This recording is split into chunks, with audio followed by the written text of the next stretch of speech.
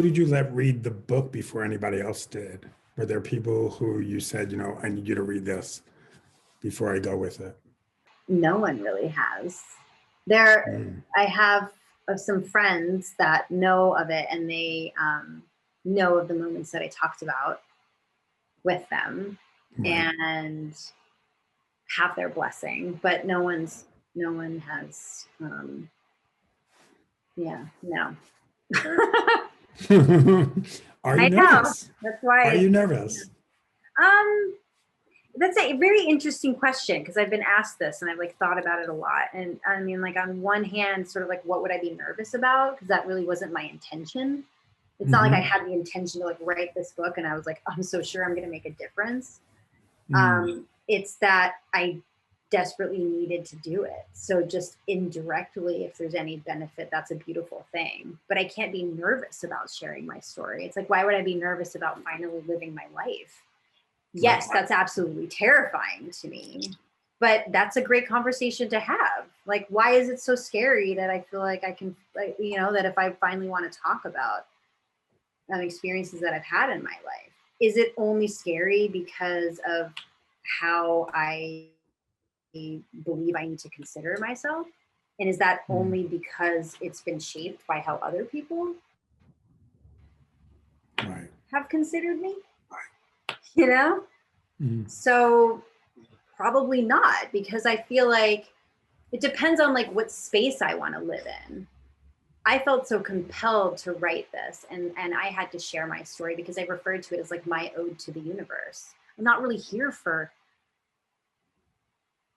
I don't know, any other particular person or purpose. I mean, I feel like that's why we're here, is to communicate with one another and hopefully learn from one another and inspire and grow with one another. Mm. So I don't want to just sit in a place of being nervous, because then that would sort of communicate that I was doubting myself, and I don't want to do that anymore, right? Right. It is what it is. And it all doesn't even make sense to me. It's just something that I had to do, that I had to finally address. And that makes me feel good. That makes me feel good to do. Because, yeah, the alternative was just so exhausting for so long, just kind of acting like everything was fine. And there's like nothing, there's nothing like real I could add to the mix, because I could never really like draw upon any of it. Right. Were you scared that people would find out your truth? Oh yeah. Was there? Yeah. And I talk about that, like in moments where I'd run into these women that I had slept with, Mm-hmm. at the grocery store, and how it was so uncomfortable. And because I was like famous now, it was like, so I ran away into that identity and kind of left, all that behind. Like none of that really happened, because it was too embarrassing and shameful. And again, like it's just to point out, because I think it's so important, and I feel like for the most part it hasn't been this case, but it's so important that people know that. And I tried to construct it properly, and wording it is that it's not like I'm against any of those things. Mm-hmm. Sexual exploration, great, awesome. It's just that I felt like I never really had the opportunity to decide, just sort of like swept up into it. And it was just this like horrible conditioning. Mm-hmm. And that's the thing that I wanted to have a conversation about, of how I don't feel like that's healthy. If you're not like proactively a part of something, Right. That's Yeah, because there's no point in the book where I felt like you were giving it wasn't a judgment on whatever, like you said, the exploration is. The judgment and the shame and the fear and what have you comes from the fact that you weren't given a choice. but that, thank you, that means so much to me. And yet it's that I lost so much time in my life feeling that way. And that's what happens. I mean, the line went in the chapter where you write about American Beauty, and you're talking about your first day or your first scene that you're shooting, and you wrote, "On any typical day in my real life, I was fragile, scared, vulnerable, desperate, confused, depressed, and feeling worthless." Mhm. Is it hard to hear those words now? Could you believe it's you? Yeah, I, no, I mean, it is. It's very painful. And I know that feeling. Um, it was just, it was just surreal because I was experiencing being regarded as everything opposite that at the same time. Like, which one do you believe, right? it must have felt schizophrenic in a way. Yeah, like a mind fuck, for sure. Yeah. I mean, listen, with my personal experience with my recovery and my addiction, I was active in my addiction. I had a great career. Everything was wonderful. And you're leading this Yeah. double life physically, but I think was worse was emotionally. Yeah, and I try to I talk about these moments like when my virginity was stolen and I have a bladder infection and I'm just given like birth control and antibiotics. And then, I'm clearly my back's breaking out because I'm on hard drugs here. I don't even know what Yeah. I'm putting up my nose. And I just put on Mm, antibiotics. So if I were to make any kind of assumption, what's communicated to that individual is no one gives a shit. No one's going to ask. right. So, why are you going to talk about it? I Mhm. just thought that was like commonplace. If you don't know what else exists out there Right. and you feel kind of exhausted over the fight, I think you just sort of relent, right? Sometimes it's easier. Yeah. And I had those moments, especially with Tyler. I write about that where I thought, well, all my stuff's here and I have nowhere to go, you know? And it's interesting to me because, like, even in this process too, and talking to people now, and they would remind me or share with me because I had forgotten that I had come across as like, no, I'm okay. Yeah. So that's Mhm. very much a part of it too. And that's why it's not a blame game. It's not just Right. black and white. It's not something, but I obviously wasn't then, but I was also doing enough work to just pretend like I was. Right. Do you look back at American Beauty, you look back at American Pie, obviously, um, two projects that completely changed your life in many ways. Is it hard to look at those projects now, just knowing what you were going through when you were making them and when you were reaping the benefits of them? I mean, I don't want to look at it like that. Mm, Challenging. The word hard, that particular word. I don't want it to be that way. I'm very Aquarian like that. I'm always sort of just no. like, let me pull all the way back and see it from over here, Mhm, So mhm. I always try to apply that. It helps me. I think it's healthier. Do you remember when you realized I know you write in the book when all of a sudden people are recognizing you? Mm. Is that the moment where you're like, did you know your life was going to change then? Or again, No, no one gives you a handbook. no, it just felt uncomfortable. Mm, I remember feeling, when a girl asked me if she could have my autograph, take a photo with me on this football field while we're filming Sugar and Spice because they recognized me from American Pie. I remember thinking, like, why? mm. You know, who am I? I felt like worthless. So it was like, why do you want my autograph? Right. Thank you. That means so much. Like, you liked our movie. Like, I didn't get any of that. I didn't know how to play that role. I was happy to have a job. I was filing for unemployment on the dirty carpeted floor of the apartment with Tyler. That was my life. I was Mm, shopping at the 99-cent store before that, just grinding. You get the appointment sheet, you have the script, your sides, like, okay, that was my job. I do my job. This was my audition. Oh, I felt more connected to Angela versus, in comparison to Jane. Mm. Obviously, it made sense. And I had an impression of what I thought, she might wear. And then that was it. That was the extent. And then all of a sudden I had a job and it was great.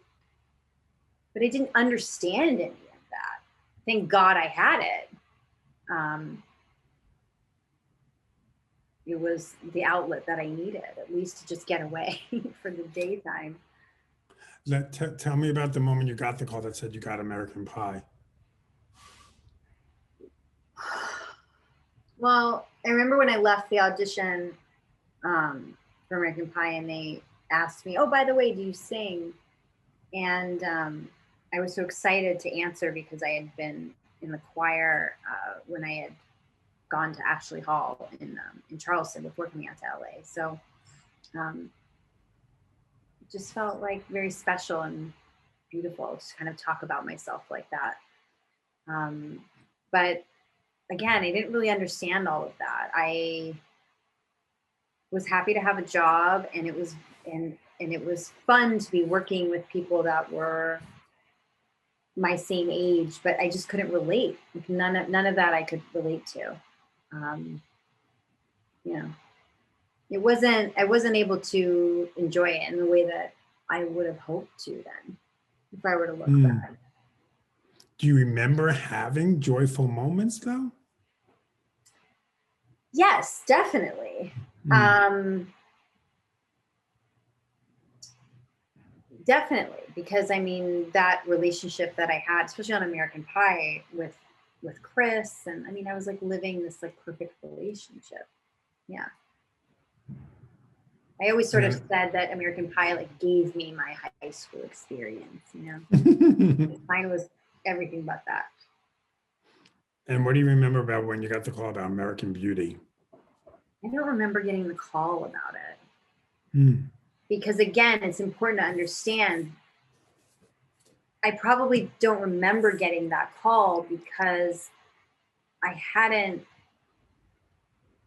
considered that as the be all end all or the most important thing for me in my life. I didn't understand what that meant then. I didn't hold space for my feelings then. I didn't know what those were. I didn't, I couldn't be at home anymore. I knew that much. And I'd put whatever, up my nose or whatever. I knew that much. And then by this time I'd ended up with Tyler. So I wasn't really thinking in this space that I feel like consistently it keeps trying to be applied to me. It was like how I must have read American Beauty and I must have like known, and right. I understand all of that. I mean, it just wasn't the case because it just was. The case was my life was so completely different and removed from all of that. And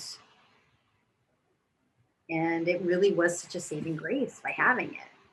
What's your advice for young women starting in the business? But I realize it's not even young women, to girls starting off in the business.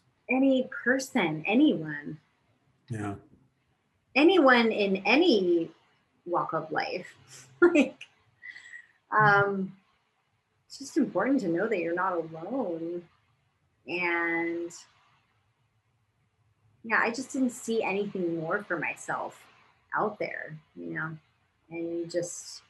you shortchange yourself, you sacrifice yourself. And there was so much of that I learned that I did to myself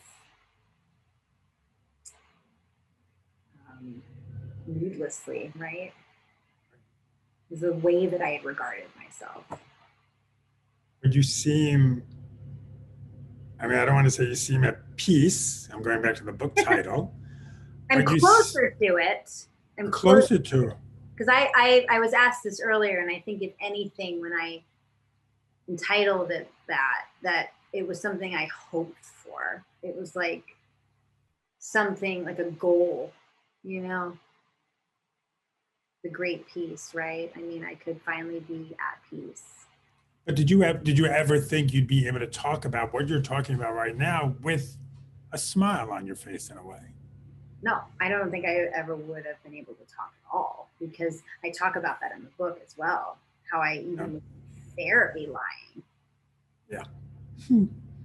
I mean, I'm paying you like $200 an hour and I'm just like pretending.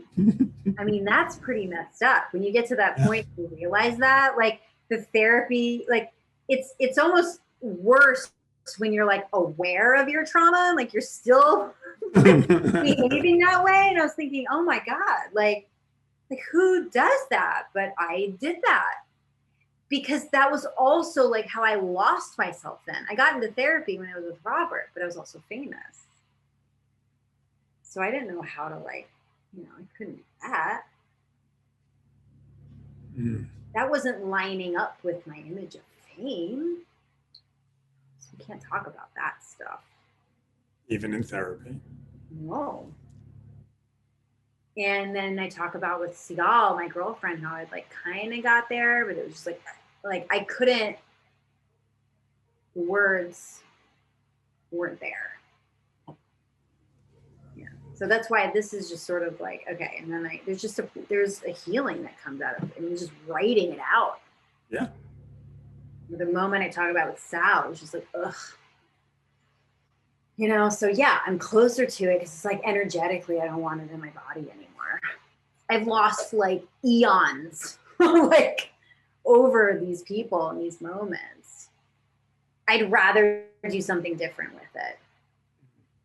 Like, my pillow doesn't care anymore. The walls don't care anymore. Right. It's like, what am I going to do with it? And maybe that's just, it manifested this way because it was truly out of me. Right. Mm-hmm. But I love. Maybe I did it to such an extent that it was the most powerful release, right? Instead of just sharing it with my friends, I shared it with the world. But there's so much power in that. There's so much power in living your truth. Yeah. Yeah. And I've seen that for me. And that's why I know that you get that. It's important for me to communicate that, because that's simply like the basis of all of this. Because I never thought I'd write a book. It's not like I'm like, yeah, read my book. And people tell me I'm going to read your book. And I'm like, please don't, it's like, I might get embarrassed about it, But I try not to sit with that too long of wondering why I did it or what's it going to mean. Because I try to go back to why it first came out of me. And it was because I just had to, because I had that desire to live my life authentically and feel transparent. And why not? Because I feel like that's why we're here. It was like I was still suffering alone. I don't know. And I didn't want to allow myself to do that. Right. Yeah. I've always said that if I could shave off a summer of suffering for someone, then I wanted to do that, right? If I could be that person. Yeah. Yeah. I love when you say that you thank your 16-year-old self for helping, or your 16-year-old self for helping her understand that the terrible pain she suffered was her greatest gift. There are people who are not going to understand that pain could be a gift. Could you explain that? Yeah, and I still don't understand that. It takes a lot of work. Yeah. To put it that way. A lot of work. I don't like the word forgiveness. And I don't really know how to use it. Yeah. Figuring out how to apply that one. It takes a lot of work. It's not easy. But that's a choice. It can be a choice. And that in and of itself is empowering. Mm. So yeah, so I tried to live in that space of meaning well, right? No more harm. No more harm for anyone. And that's why it's like, yes, I've been inspired by everything that's like come to be. And, these last. I mean, you married a man with the last name Hope. That's why I try to bring in all the magic, because it's been there for so long in my life. And right. So yeah, I mean, that to me, I've always said is my greatest relationship. It's what I refer to as the universe, however you want Right. to refer to it. And I guess I share those moments to show what I believe is a communication that we have. So again, you're not alone. Again, we're not alone, right? There were times where I talk about in the book, after my first husband, surprised me at my house and dropped trash off, and I had nothing, and I just fell to my knees, looking up, thinking, just literally saying out loud, I know that I have a lot of lessons to learn, but why all at once? Pace them out. Pace them out a little. So, What would you say to little Mena now if you could go back in time? oh gosh, so many things. I think that it's okay to hold on, just to listen. So much of it was that I felt like nobody would listen to me. And that was just sort of like a slow process of decline, where then I just felt like, no, no one's going to listen, right? So why talk? Yeah, just being there and presence, and just offering words of encouragement. Yeah. Do you think if the Me Too and or Time's Up movements weren't sparked, that you would have written this book, or did Probably you not. need that? Yeah. Probably not. Yeah. It's definitely a part of it. Huge part of it. Yeah. Yeah. I mean, just my own experience with that was just that I learned that that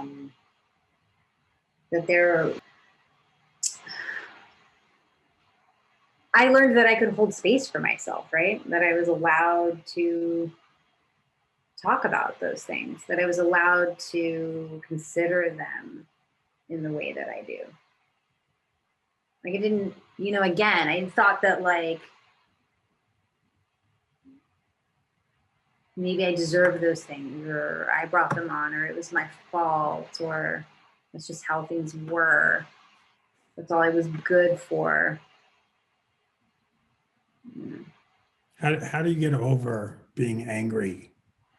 Good question. Because it's not easy. It's, listen, everything I know this sounds real, hokey pokey, whatever, but it's like we do this thing called life. It's our journey. Like right now, I'm the happiest I've ever been. I love that. Like just I am a happy, that doesn't mean life is great. It doesn't mean bad things don't happen, of course. Yeah. But what I realized, for me to get to the place where I am now, I had to go through all that shit. Yeah. No, definitely. Yeah. And I had to also, it makes me think of how I had to let go of this complete idea of perfection that I had come up with along the way. And that held me back a lot. What do you mean? I just got so stuck in comparison all the time. And it's funny because even like looking back or editing the book and rereading it, I use the word normal so much, constantly like thinking I was something separate from this. But you were never even given a chance of what normal what I don't even know what the word normal means, really. Exactly. It doesn't exist. That's my point. And that's why I am grateful for my journey. Right. And that I had to let go of that. Like that was just, it was just haunting me and causing me to continuously suffer. I wasn't allowing myself to have that story or have that path. And realize that, God, we sound so so California, but it's just life comes with suffering. No one walks through life going from point A to point B in one glorious red carpet. There's a comedian that he had this special. I can't remember who it was. I think it was on Netflix. And he walks out, and the first thing he says, he's like, "So life is suffering, and the ego's an illusion." And I was like, "Yes!" I was just like, "That's it." Yeah.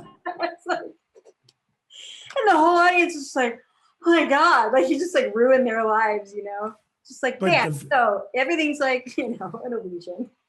But how much better does it feel, going back to your book and living your truth, when two people come together and realize like, oh, that's right, it is an illusion. It's such bullshit, this idea of normal and perfection. And when you have another person who realizes that with you, like you could breathe. Mhm. God, I sound so No, Thank you I for coming to the California TED Talk. No, I could, yeah. I completely agree. I completely agree. It puts things into perspective. Yeah. That's what it is for me. And it shows you, oh, it's not only me. We walk around, Yeah. so many of us Yeah. walk around thinking it's only me, and what I learned in recovery and the programs of recovery is, we're constantly comparing our insides to someone's outsides. Yeah. Yeah. And it will destroy you. Mm-hmm. Exactly. And that's what it did. That's what it did. And I was just like marinating. I was on simmer on that one forever. Forever. Yeah. And how sad. Because yes, now I can look back, and I mean those moments are just, they'll always be different for me back then, because I was just in a different place. I couldn't appreciate them or understand them because I was so like caught up in that. And that's not the answer anybody wants. Right? So that's always, I have to deal with that too. And that's where I was at. It was like I had to like offer up what they wanted to hear. So even then I'm not given enough space. Even then I have to keep hiding. And then you have to offer up things that people wanted to hear. You have like this much life experience. You have no life experience to even understand what you're supposed to be given. I don't, I'm probably going a little weird here, but like you just. Oh, no, I agree. No, I agree with you. I mean, they probably wanted me to reflect on American Beauty or, all of this like deep content in a way that I didn't get at the time, because I was happy to have a job. And that's what I mean. Right. I was playing this role. Because other people are looking at it. You're saying, I was just happy to have a job. Other people are probably looking like, oh, look at you.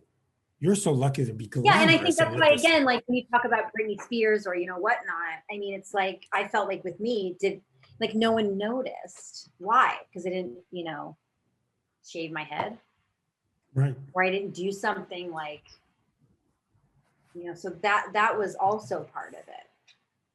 And I got exhausted keeping up appearances, It's exhausting. I just kept going and nobody noticed and nobody asked because everything looked perfect. So you just kind of keep going. And then you write a book like this and people are flipping the pages going, whoa. Yeah. And I knew all that was going on the whole time. Right. But I couldn't, that's what I mean. I had nothing to add to the mix. It just, to everyone else, it was like, wow, you were so talented as Angela. We're like, wow, oh, you were in that movie Spun where you played a meth addict. I'm like, you were really good in that. It's just like, I couldn't talk about any of that. It's just sort of like, thanks, like, great. Like, but I knew why. I knew why I was connected to that material, and it would have been lovely to have conversations around it, but that wasn't the time to do that either. Right? So it was just sort of like, I tried to offer all of that up. Like even in the beginning, when I first started modeling again in Charleston, being dressed up, and I'm 12 years old and all I hear is she looks 18. What goes through your head then? That's what you want. Oh, okay. I wasn't acknowledged for anything else. Like I just didn't talk about how I like just got my period before this person took my virginity. Like it was like just trying to like life, where am I? What's this place all about? And it was just like ripped from me. It was like just and then you're just sort of like alone there, like, wait, where did everyone go and what happened? So I just picked up and I just started to perform. It was like, okay, let's go into that mode. And so I picked that card. It was like, that's the card. Yeah. You want that? Oh, here you go. It was always like the same thing. So my last question for you is, how are you today? Oh, that's a good question. I mean, it's a strange time because now I'm talking about my life and the book's coming out. And it's like, but it's good ultimately, and it's beautiful, and I feel happy, and it's wonderful to have conversations like this, to meet people like you, and to hear your story. I mean, that's everything to me, because I feel like that's why we're here, right? I have gone to that place of like really seeing what this is about, and I try to hold that perspective as much as possible, right? It isn't about fame or any of these other, right? It's me as a human being, and so these are the moments that I love, that I live off of. I mean, you write it in your book. I've come to believe that the most important thing we can do with one another is shape our experiences and try to help and teach, share our experiences and try to help and teach and inspire one another. Yeah, I mean, you just talked about how you learned how you weren't alone, right? Yeah. I mean, you wouldn't have discovered that if someone else hadn't shared. You know, it's not going to get us anywhere if we just stay quiet. And I'm just following in the footsteps. I just hope that we can have more conversations about this. And it's not like I have any of those answers or this work is done for me. I'm just sharing it, and I'm feeling like, if anything, they're commonalities, right? And I'm offering that up, and let's discuss that. It's interesting to me when people then share with me how a lot of what I shared